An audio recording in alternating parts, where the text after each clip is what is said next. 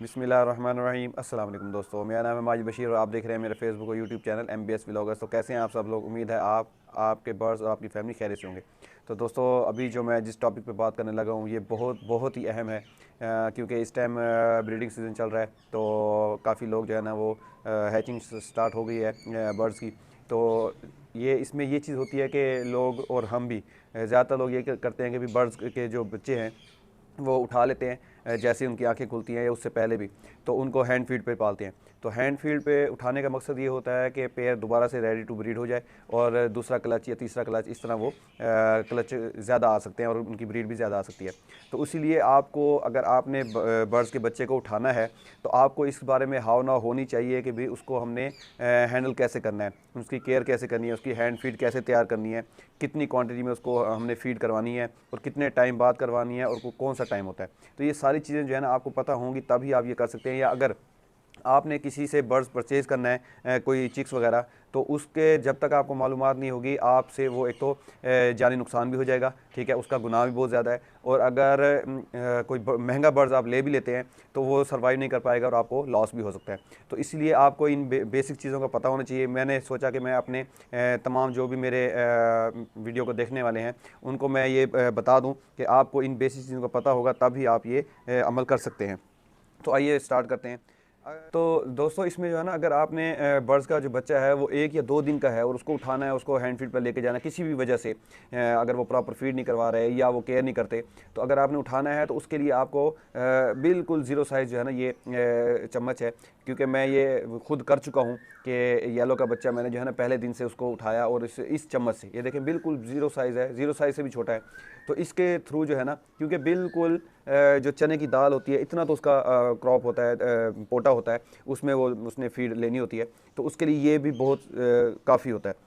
अगर इसके अलावा अगर आप सिरिंज का इस्तेमाल करना चाहें तो ये भी है, लेकिन ये क्योंकि बड़े बर्ड्स के लिए ज़्यादा इस्तेमाल हो जाती है। देखें, ये देखें इसका जो रबड़ है, ये रबड़ लाजमी लगाया जाता है ताकि डायरेक्ट आप कोई ऐसी हार्ड चीज़ उसके गले में नहीं उतार सकते जिससे वो ज़ख्मी भी हो जाए या उसको कोई नुकसान पहुँचे। तो इसको इससे भी इस्तेमाल कर सकते हैं आप। इसके ऊपर ये तकरीबन ये 10 ml का है, तो आप ml ये जैसे लिखे हुए हैं इसके ऊपर, आप उतनी डोज जितनी भी आपने देनी है वो आप सेट कर सकते हैं और उतनी डोज चल जाएगी। लेकिन इससे ये होता है कि इसके इस्तेमाल से जो है ना उसके हवा भी बीच में चली जाती है और सांस वाली नाली में भी जा सकता है अगर आपको तजर्बा नहीं है तो इसलिए जो है ना मैं यही प्रेफर करूँगा कि आप इस चम्मच से जो है ना ये बेस्ट है, इसके थ्रू आप जो है ना उसको खाना शुरू करवाएं और जैसे जैसे उसको फ़ीड का जायका उसके मुंह को लगेगा तो वो दूसरे टाइम में भी ख़ुद शौक़ से फ़ीड खाएगा।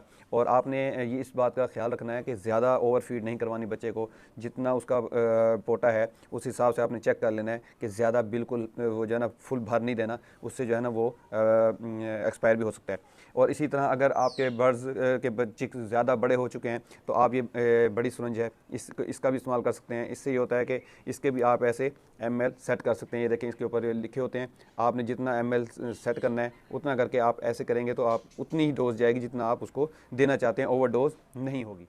तो ये जो बड़ी सिरिंज होती है ना, ये मोस्टली जो है ना अफ्रीकन ग्रे पैरट हो गए, रा हो गए, मकाओ हो गए, इस तरह के जो बड़े बर्ड्स हैं उनमें ये इस्तेमाल होती है।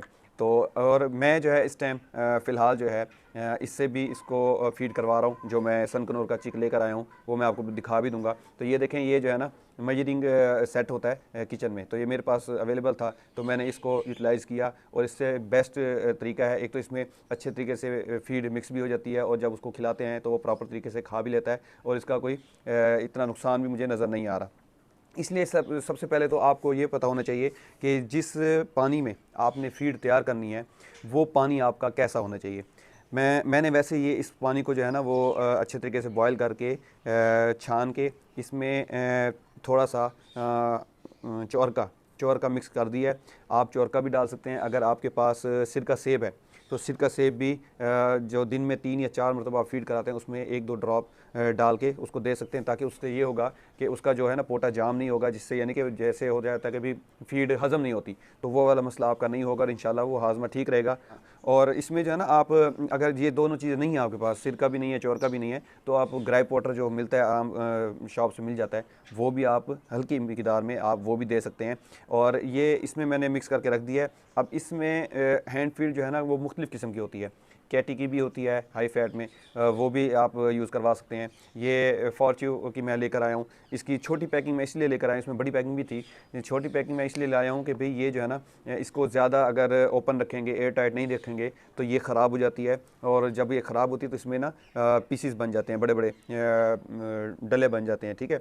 तो वो उससे बचाने के लिए आपने इसको हमेशा जब भी यूज़ करने के बाद ऐसे एयर टाइट करके रखना है। तो मैं भी इसको जो है ना एयर टाइट करने के लिए ऐसे इसको बंद करके रखता हूँ। तो आपने भी जब भी इसकी हैंड फीड को यूज़ करना है, या तो किसी ऐसे डब्बे में रख दें जो एयर टाइट हो, कि इस्तेमाल करने के बाद वो ख़ास तौर पे नमी से इसको बचाना है।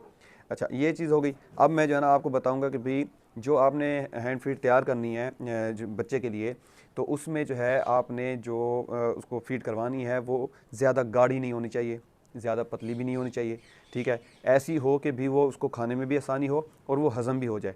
और आपने तब तक फीड दोबारा नहीं करानी जब तक वो पहले वाली फीड हज़म ना हो जाए। प्रॉपर तरीके से फीड हज़म हो जाए, बिल्कुल उसका पोटा खाली हो जाए और वो मांगे फीड, तब आपने देनी है। अगर पहले वाली हज़म नहीं हो रही तो आपने बिल्कुल भी नहीं लेनी। और इसी तरह जब आपने किसी से बच्चा परचेज़ करना है इस एज का जो हैंड फीड पे है, तो आपने उससे भी जब बच्चा उठाने जाना है तो उससे कहना है कि भाई आपने एक टाइम की फ़ीड नहीं करानी, तो जब भी मैं लेने आऊँगा उसका पोटा खाली होना चाहिए। क्योंकि बाद का पोटा जाम होता है, आप यही समझते हैं कि यार इसको तो फीड खिलाई हुई है, आप लेकर आते हैं और 1-2 दिन बाद वो बच्चा एक्सपायर हो जाता है। तो इस चीज़ से भी बचना है। तो दोस्तों ये जो चीज़ें मैंने आपको बताई हैं, ये हैंड फीड तैयार करना, उसको कैसे खिलाना और कितना खिलाना, ये मैंने आपको बेसिक चीज़ें बताई। इसमें जो है ना अगर आप बिलफर्ज ये नहीं भी है आपके पास, तो आप कुछ लोग जो है वो सी लेग भी यूज़ कर रहे होते हैं, और इसके अलावा और भी बहुत सारी हैंड फीड्स हैं, वो भी आप लेकर इस्तेमाल कर सकते हैं। लेकिन आप हमेशा वही हैंड फीड लें जिसका आपको किसी ने बताया हो, पहले यूज़ करवाई हो। क्योंकि मैंने पिछले सीज़न में ये यूज़ करवाई थी, इसका मुझे रिज़ल्ट अच्छा लगा, इसलिए मैं ये लेकर आ गया। तो ये क्योंकि अब वीडियो बहुत ज़्यादा लंबी हो रही है तो मैं इसको थोड़ा शॉर्ट करता हूँ कि ये सब चीज़ें मैंने आपको बता दी। आपने प्रॉपर जो है ना पहले आपके पास औज़ार, आपके पास चीज़ें होनी चाहिए, तब भी आप बच्चे को हैंड फीड के लिए उठाएं, वरना नुकसान हो जाएगा। तो इसमें जो है ना दोस्तों ये सब चीज़ें जब मैंने बता दी, तो अब जो है नेक्स्ट वीडियो होगी, क्योंकि वीडियो लंबी हो गई है, तो नेक्स्ट वीडियो में ना मैं आपको इसके साथ खिलाना भी, चम्मच के साथ भी, और जो भी सिरंज वगैरह से खिलाने का तरीक़ाकार है वो भी मैं आपको समझा दूंगा, और कितना खिलाना है वो भी मैं आपको सारा बता दूंगा, और ब्रूडर की सेटिंग कैसे करनी है वो भी मैं आपको नेक्स्ट वीडियो में बताऊंगा। तो ये एक छोटा सा मेरा ब्लॉग था, छोटी सी वीडियो थी इन्फॉर्मेटिव। ये मेरी वीडियो अगर आपको अच्छी लगे तो मेरी वीडियो को लाइक करें, अपने दोस्तों के साथ भी शेयर कर दिया करें ताकि उनका भी फ़ायदा हो, और अगर हो सके तो मेरे चैनल को सब्सक्राइब कर दें और बेल आइकॉन को भी प्रेस कर दें, ताकि जितनी भी मेरी इस तरह की बर्ड से रिलेटेड या जो भी इंफॉर्मेटिव वीडियो हैं वो आप तक पहुँचें, और आपका, आपके बर्ड्स का इसमें फ़ायदा होगा इंशाल्लाह। तो मिलते हैं इंशाल्लाह नए व्लॉग में, तब तक के लिए अल्लाह हाफिज़।